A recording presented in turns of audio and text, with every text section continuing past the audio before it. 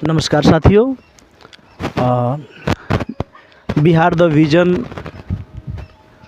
YouTube channel में आपका स्वागत है। मेरा नाम है अंगद और रामपुरवा मैं आ रहा हूँ। ठीक है। रामपुरवा एक प्रसिद्ध पुरातात्विक स्थल है जिसकी ख्याति मुख्यतः यहाँ से प्राप्त 2 अशोक स्तंभों से है, जैसा अन्यत्र कहीं नहीं देखा गया है। इन दोनों स्तंभों को सन 1877-78 में ACL क्लाइल ने खोजा था। इनमें एक स्तंभों के शीर्ष पर सिंह एवं दूसरे पर वृषम का अंकन है। यह स्तंभ चुनार स्थित बलुए पत्थर से बनाए हैं। मौर्यकालीन विशिष्ट चमक से युक्त है तथा गिरे अवस्था में प्राप्त हुए हैं।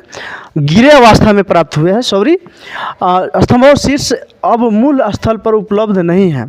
सिंह स्तंभ जैसे बाबा बता रहे थे, है ना। यह स्तंभ भूमि में तिरछे दबा हुआ पाया गया था। कनिंघम ने इसमें 62 सेंटीमीटर लंबी और केंद्र में 14 सेमी व्यास वाले तांबे की ठोस बैरल नुमा कील पाई, जिसके दोनों सिरों को पत्थर में कुशलतापूर्वक जोड़ा गया था। इसके शीर्ष की खोज सन 1907 और 8 में दयाराम साहनी ने स्तंभों के पास खुदाई के दौरान की थी। यहाँ दयाराम साहनी भी आए हुए थे, इससे स्पष्ट जाहिर हो रहा है।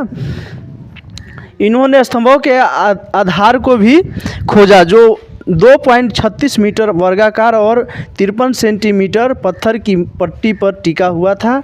इस स्तंभों की कुल लंबाई 13.68 मीटर है।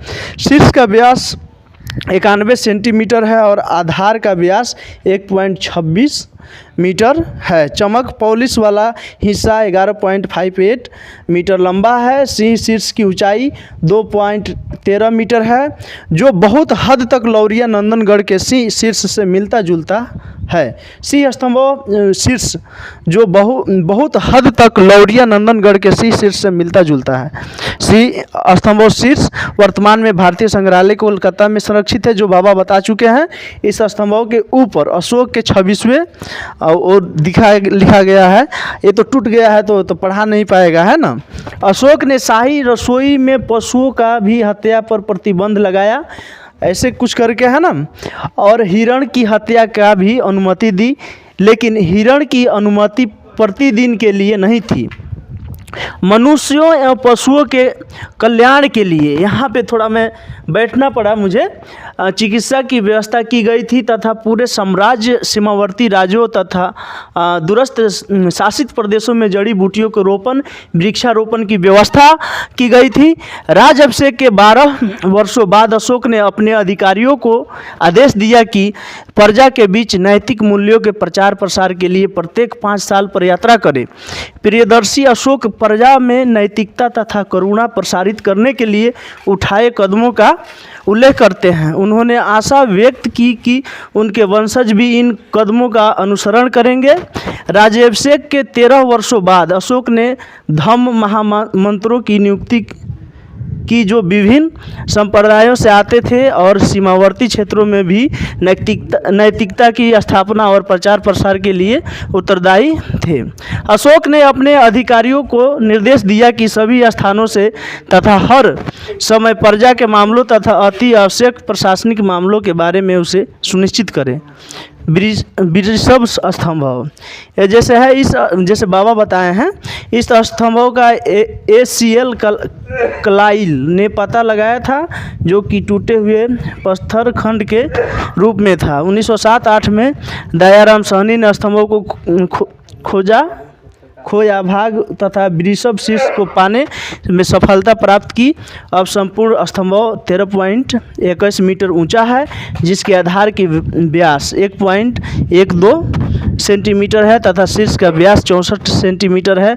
स्तंभों के शीर्ष भाग पर 14 सेंटीमीटर व्यास का एक छिद्र भी है। वृषभ स्तंभ 1.12 मीटर ऊंचा है, जिस पर मौर्यकालीन विशिष्ट चमकदार पॉलिश है तथा उस पर किसी प्रकार का कोई अभिलेख नहीं है।